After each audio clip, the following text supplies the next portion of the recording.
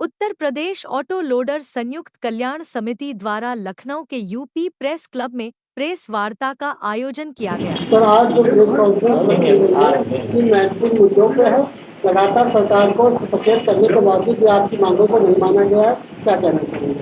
सरकार तो बेशरम है, क्योंकि इनको तो टारगेट ही पूरा करना है। सरकार तो चाहती है कि कितना गरीब से हम लूटे और माननीय मुख्यमंत्री योगी आदित्यनाथ जी को टारगेट दे दे कि हमने उत्तर प्रदेश सरकार से इतने करोड़ों रुपए कमाए, चाहे गरीब की आत्महत्या से नोच के लाएं और चाहे गरीब को मार के लाएं। तो सरकार तो अपना टारगेट पूरा करने में लगी हुई है। तो सरकार ये चाहती है कि भैया गरीब मरता रहे और पिसता रहे, रईस बनते रहे। हम तो ये लगता है, हमको नहीं लगता है कि गरीबों की सरकार है, कि गरीबों की मसीहा है। मगर हमारे योगी आदित्यनाथ कहते हैं कि हम गरीबों के मसीहा हैं। माननीय प्रधानमंत्री जी मोदी जी कहते हैं हम गरीबों के मसीहा हैं, मगर हमें नहीं लगता, क्योंकि वही सरकार अधिकारियों को टारगेट देती है और वही सरकार गरीबों को कहती है मसीहा है। 5 किलो राशन दे रहे हैं, मुफ्त दे रहे हैं। तो मुफ्त राशन ऐसा क्या करने मतलब है कि 5 किलो राशन देती रहे और हमसे 35-40 हज़ार महीना वसूलती रहे। और महीना छोड़ दीजिए कि महीने में अगर एक बार 3 बार गाड़ी पकड़ गई तो वो 1,20,000 रुपया हो गया। वो तो खाली कहने को महीना है। आप लोगों को आश्वासन भी दिया गया था, तो संक्षेप में क्या कार्रवाई हुई? आश्वासन ये दिया गया था कि कोर कमेटी बनाते हैं। कोर कमेटी पता नहीं कब हमारे एडिशनल साहब बनाएंगे और कब इस पे होगा। और हम लोग धरने की परमिशन मांग रहे हैं तो वो भी नहीं दे रहे हैं। यहाँ कमिश्नर साहब कह रहे हैं कि परमिशन नहीं है, बिना परमिशन कोई काम करोगे उठा के बंद कर देंगे, आपको मुकदमा लग जाएगा। तो आगे की क्या कार्रवाई करना? अब आगे की यहाँ नहीं मिलती है तो भैया दिल्ली तक जाएंगे, अपनी बात दिल्ली जंतर मंतर में रखेंगे।